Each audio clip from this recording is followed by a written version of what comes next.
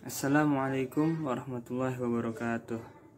Perkenalkan, kami dari kelompok 12 yang beranggotakan saya sendiri, Alvando Rizky Wahyono, dengan NIM 112-108-100000162. Dan ada dua rekan saya, yaitu Yuliana Aprianti dengan NIM 112-108-100000028. Dan Mira Rahmasari dengan NIM 112-108-100000073. Di sini kami akan membahas tentang tafsir kontemporer atas pemikiran Nasr Hamid Abu Zaid dan Muhammad Arkaun. Sebelumnya, tafsir kontemporer adalah metode penafsiran Al-Quran yang menjadikan problem kemanusiaan yang ada semangat penafsirannya. Stagnasi pemikiran yang dialami oleh umat Islam saat ini, salah satu faktor penyebabnya adalah sulitnya mendialogkan realitas teks-teks keagamaan yang mereka warisi dengan realitas kehidupan yang mereka hadapi. Ada kesenjangan yang begitu lebar antara keduanya. Islam yang diyakini secara normatif sebagai agama yang rahmatan lil alamin atau rahmat bagi seluruh alam semesta, dalam realitas empirisnya ternyata jauh dari apa yang diidealkan itu. Hal inilah yang mendorong para sarjana-sarjana muslim kontemporer untuk melakukan perenungan kembali hazanah intelektual yang mereka warisi dari ulama klasik. Di barat, berkembang pesat metode pemahaman teks yang jitu yang disebut dengan hermeneutika. Metode hermeneutika adalah sebuah teori yang mengatur tentang metode penafsiran, yaitu interpretasi terhadap teks dan tanda-tanda lain yang dapat dianggap sebagai teks. Hal ini yang mendasari dua sarjana muslim untuk membuat tafsir kontemporer dengan metode hermeneutika, yaitu Nasr Hamid Abu Zaid dan Muhammad Arkaun. Bahasa tidak semata-mata terdiri dari pernyataan makna yang terdengar. Oleh karena itu, suatu kajian teks dapat ditempatkan dalam dua wilayah epistemologi, yaitu bidang analisis wacana dan bidang semiologi. Peradaban Arab Islam disebut peradaban teks, dalam arti sebagai peradaban yang menegakkan asas-asas epistemologi dan tradisinya atas suatu sikap yang tidak mungkin mengabaikan peranan teks di dalamnya. Realitas sebagai sebuah teks, seperti konteks kesejarahan manusia, begitu pula teks-teks liturgis keagamaan yang lain seperti Al-Quran, hadis, tafsir, fikih, dan tasawuf. Studi interpretasi Al-Quran kontemporer tidak saja terbatas pada bentuk interpretasi yang menekankan pada pencarian makna dari segi narasi belaka. Akan tetapi, perspektifnya sudah berkembang pesat, yaitu dengan menempatkan teks Al-Quran sebagai teks yang bersifat historis yang lekat dengan bahasa dan budaya tertentu. Tugas hermeneutika teks dalam pengertian yang paling sederhana adalah upaya untuk memahami teks. Sedangkan pemahaman itu sendiri mempunyai hubungan fundamental dengan bahasa, pemikiran, dan sejarah. Kritisme terhadap teks dengan menggunakan pendekatan linguistik tidaklah serta-merta mengabaikan pendekatan lainnya. Dalam pada itu, linguistik, semiotik, dan hermeneutik memang tidak sama, namun ketiganya memiliki relasi yang cukup kuat khususnya di bidang interpretasi. Adapun kritisisme dapat diartikan sebagai upaya untuk memahami teks dengan melihat berbagai kemungkinannya yang ditinjau dari segi tujuan teks itu sendiri. Dalam dunia sastra, kritisisme sering digunakan para kritikus sastra ketika melakukan kritik sastra. Memahami teks dalam hermeneutika kritis tidaklah sekedar memahami makna teks itu sendiri, melainkan mencakup kepada wilayah pembongkaran persepsi dari sebuah pengetahuan. Interpretasi yang sudah dianggap mapan dalam hal ini adalah tentang hakikat teks Al-Quran. Kritisisme terkait dengan pemahaman seseorang terhadap Al-Quran dan bagaimana memperlakukannya. Paham ini berlaku sebatas digunakan untuk mengikis pemahaman distorsif terhadap konsep teks Al-Quran. Karenanya, salah satu karakteristik dari kritisisme adalah membongkar model pembacaan repetitif, tautologi yang cenderung menutup pendekatan lain di luar pendekatan yang digunakan para ulama yang beraliran salaf. Jika dipahami selintas saja, pendekatan ini seakan menggelincirkan kepada pemahaman yang sekularistik atau akan jatuh pada corak marxisme yang cenderung anti-suprarasional. Namun di balik itu, pandangan semacam itu justru adalah tantangan besar dari ilmu pengetahuan modern, khususnya bidang linguistik. Menurut Komarudin Hidayat, pada akhirnya, setiap interpretasi makna teks harus memiliki sumber otoritas, berkaitan dengan otoritas teks. Nasr Hamid Abu Zaid berpendapat bahwa pada dasarnya teks tidak memiliki kewenangan atau otoritas apapun selain otoritas epistemologis, yakni otoritas yang diupayakan sebuah teks dalam posisinya sebagai teks untuk dimanifestasikan dalam wilayah epistemologi tertentu. Sehingga pembebasan dari kekuasaan teks sebenarnya berarti pembebasan dari otoritas mutlak yang mempraktikkan pemaksaan dan penguasaan dengan menyelipkan indikasi dan makna di luar masa, ruang, dan kondisi ke dalam teks.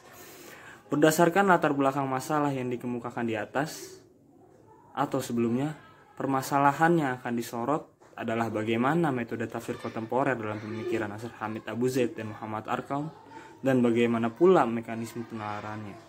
Selanjutnya dirinci menjadi beberapa persoalan. Yang pertama adalah apa yang melatari pemikiran tafsir kontemporer tersebut. Yang kedua, bagaimana perumusan metode penafsirannya. Yang ketiga, bagaimana penerapan metode tersebut. Dan yang terakhir adalah sejauh mana kontribusi paradigma linguistik dan semiotik terhadap model pembacaan Al-Quran.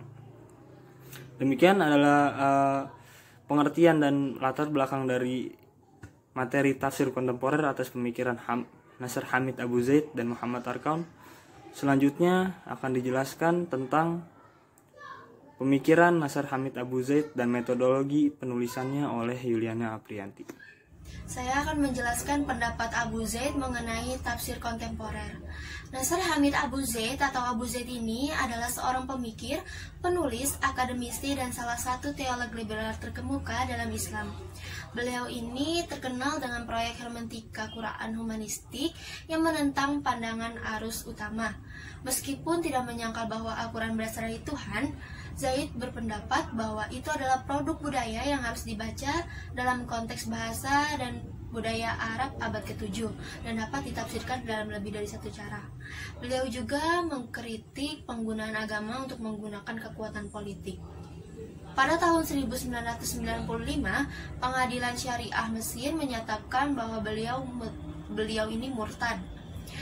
Ini menyebabkan ancaman kematian dan melarikan diri dari Mesir beberapa minggu kemudian. Beliau kemudian diam-diam kembali ke Mesir, di mana beliau meninggal. Dalam pandangan Abu Zaid ini, Al-Quran hanyalah fenomena sejarah yang tunduk pada peraturan sejarah. Al-Quran juga bersifat temporal historis dan harus dipahami dengan pendekatan historis. Abu Zaid juga memandang Al-Quran hanya sebatas teks linguistik yang tidak melepaskan dirinya dari aturan bahasa Arab yang dipengaruhi oleh kerangka kebudayaan yang melingkupnya. Di samping itu, Abu Zaid juga menganggap Al-Quran bukan teks Tuhan yang sakral, tetapi telah bergeser menjadi teks manusia yang nisbi atau samar dan maknanya selalu berubah, karena telah masuk dalam pemahaman manusia yang relatif. Dengan begitu, beliau memisahkan Al-Quran secara total antara lafaz dan maknanya. Moj Nur Ikhwan adalah salah satu murid Abu Zaid, menguatkan bahwa dalam konteks Islam, hermeneutika itu dimaknai sebagai teori dan metode yang memfokuskan dirinya pada problem pemahaman teks. Dikatakan problem meningkat sejak awal diwahyukannya. Al-Quran dirasa sulit untuk dipahami dan dijelaskan. Problem tersebut semakin sulit manakala Rasulullah SAW wafat, sehingga tidak ada lagi otoritas tunggal yang menggantikannya. Oleh sebab itu, penggunaan hermeneutika dalam studi Al-Quran tidak bisa diabaikan lagi. Bahkan, saat ini hermeneutika Al-Quran dinyatakan telah menjelma menjadi interdisiplin yang memerlukan penerapan ilmu sosial dan humanista. Abu Zaid juga memandang Al-Quran secara dikotomis yang memiliki dua dimensi, yaitu dimensi historis, nisbi atau samar, dan dimensi ketuhanan, yaitu mutlak. Setelah meragukan ekstensi Al-Quran atau keberadaan agama itu sendiri, sebagai kitab yang mutlak dan suci, kemudian Abu Zaid ini mengibdi fungsi dan perannya sebagai solusi akhir bagi manusia. Sebab teks-teks yang dipandang suci dan mutlak tersebut pada hakikatnya adalah teks atau agama sejarah yang muncul pada suatu bangsa pada suatu waktu dan identik dengan budaya bangsa tersebut pada saat itu. Sehingga sebagai agama atau teks sejarah, ia akan terus berkembang sesuai dengan tempat dan zamannya. Penolakan Abu Zaid ini terhadap pemikiran keagamaan ini tentunya berdasarkan adanya warna suatu dogma dan ideologi terhadap pemikiran keagamaan. Indikasi dogma dan ideologi pemikiran yang murni keagamaan ini adalah selalu menjadikan Allah sebagai hakim dalam memahami teks dan menelantarkan manusia sebagai makhluk yang historis dalam membaca teks dan menelantarkan Allah Subhanahu wa Ta'ala sebagai sang pemilik dalam memaknai sebuah teks. Jadi kesimpulan dari Abu Zaid ini tentunya adalah sebuah konsekuensi logis dari pendekatan yang dianutnya, yaitu konteks historis, di mana beliau selalu menghubungkan semua aspek dengan hukum yang disebut dengan Al-Quran berkenaan dengan kondisi sosial kultur masyarakat Arab pada abad ke-7 Masehi. Seperti halnya saat dia menafsirkan ayat-ayat Uhud, jenis hukum kriminal. Tentang ayat Uhud ini, beliau berpendapat bahwa semua jenis hukum yang tertera dalam Al-Quran menggambarkan pesan realitas sosial dan tidak berarti menggambarkan bentuk spesifik perintah Tuhan yang harus dijalankan di sepanjang masa. Sekian dari saya. Selanjutnya kita akan membahas metodologi tafsir pemikiran dari tokoh Muhammad Ar-Qa'un. Apa sih yang menjadi dasar tafsir pemikiran dari Muhammad Ar-Qa'un? Sebelum itu kita akan mengulas sedikit biodata dari tokoh tersebut. Jadi Muhammad Ar-Qa'un itu lahir pada tanggal 1 Februari tahun 1928. Ia lahir di lingkungan hidup yang syarat dengan sufisme dan nuansa spiritual di daerah Turid Nimon, Kalibia, Aljazair. Dalam lingkungan hidup tersebut, Ar-Qa'un mengenal berbagai tradisi, kebudayaan, dan intens dengan 3 bahasa. Bahasa tersebut ada bahasa Kalibia, bahasa Perancis, dan bahasa Arab. Lingkungan tersebut merupakan faktor utama yang menjadi dasar perkembangan pemikiran kontemporernya di bidang membaca Al-Quran, karena pokok masalahnya itu terdapat dalam bahasa. Seperti yang disebutkan tadi, ia bisa berbahasa, 3 bahasa. Itu salah satu masalah utama yang menjadi pemikiran besar dalam pemikiran Al-Qa'un. Pemikiran Al-Qa'un dipengaruhi oleh gerakan strukturalis Prancis yang didasari oleh metode historisisme. Al-Qa'un mengakui dirinya itu sebagai sejarawan pemikir dan bukan sejarawan pemikiran, karena sejarawan pemikir itu memiliki arti bahwa sebagai sejarawan yang setelah mendapatkan data-data objektif, ia bisa juga mengolah data-data tersebut dengan memakai analisis filosofis dan dapat secara aktif bisa ikut serta bertutur dalam bersejarah. Al-Qa'un banyak meminjam konsep-konsep kaum strukturalisme untuk diterapkan ke dalam wilayah kajian Islamnya. Konsep-konsep seperti korpus epistema, wacana, dekonstruksi, mitos, logosentrisme, dan aktan itu semua adalah bukti bahwa Ar-Qa'un matang atau piawai dengan strukturalisme. Misalnya, ia bisa menerapkan analisis semiotika ke dalam teks-teks suci dengan cara melampaui batas kemampuan semiotika itu sendiri. Ini semua menurutnya dilakukan karena selama ini semiotika belum mengembangkan peralatan analitis khusus untuk teks-teks suci. Padahal teks-teks keagamaan berbeda dengan teks lainnya, karena berpretensi mengacu pada pertanda akhir, pertanda transendental atau signifi dernier. Al-Qa'un juga dengan mudahnya bisa mencomot konsep-konsep dari Derrida dan Frege tanpa harus terjebak pada titik paling ekstrim dari implikasi pemikiran tersebut. Contoh dari pemikiran Derrida itu seperti tulisan lebih awal ketimbang lisan, tanpa berbenturan dengan pendapat Frege yang memandang bahwa bahasa lisan tentunya lebih awal ketimbang tulisan. Dan di sini Ar-Qa'un memiliki 2 kerangka raksasa sebagai aturan metode yang digunakannya. 2 kerangka raksasa tersebut adalah yang pertama, mengangkat makna dari apa yang dapat disebut dengan sakra doktrina dalam Islam dengan menundukkan teks-teks Al-Quran. Dan semua teks yang sepanjang sejarah pemikiran Islam telah berusaha menjelaskannya kepada suatu kajian kritis tepat untuk menghilangkan kerancuan-kerancuan, untuk memperlihatkan dengan jelas kesalahan-kesalahan, penyimpangan-penyimpangan, dan ketakcukupan, dan untuk mengarah kepada pelajaran-pelajaran yang selalu berlaku. Yang kedua adalah menetapkan suatu kriteriologi yang di dalamnya akan dianalisis motif-motif yang dapat dikemukakan oleh kecerdasan masa kini, baik untuk menolak maupun untuk mempertahankan konsepsi-konsepsi yang dipelajari.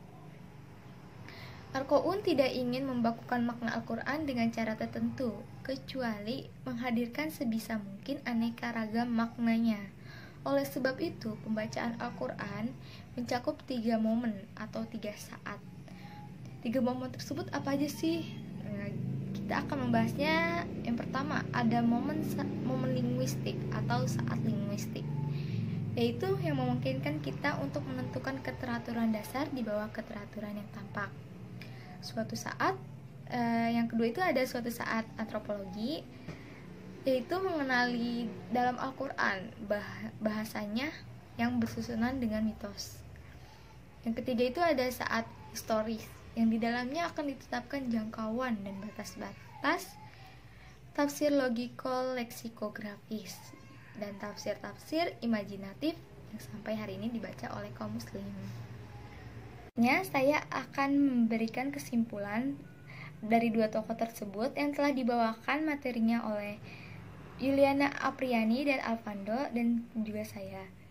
Jadi kesimpulan dari dua tokoh tersebut adalah mereka membawa paham relativisme kebenaran, yang mana paham relativisme ini berakar dari pengaruh pandangan hidup barat yang berujung pada penolakan terhadap segala pemikiran dan selalu ingin melakukan perombakan.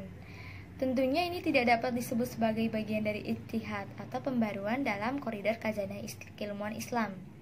Padahal, objektivitas dan kebenaran interpretasi hanya dapat berlaku ketika produk atau topik interpretasi itu tidak keluar dari kerangka makna asli dari suatu teks dan juga tidak lepas dari makna yang dikehendaki oleh teks yang bersifat kontekstual. Sekian dari saya dan teman-teman saya. Mohon maaf apabila ada salah, baik disengaja ataupun tidak disengaja. Wabillahi taufiq wal hidayah. Wassalamualaikum warahmatullahi wabarakatuh.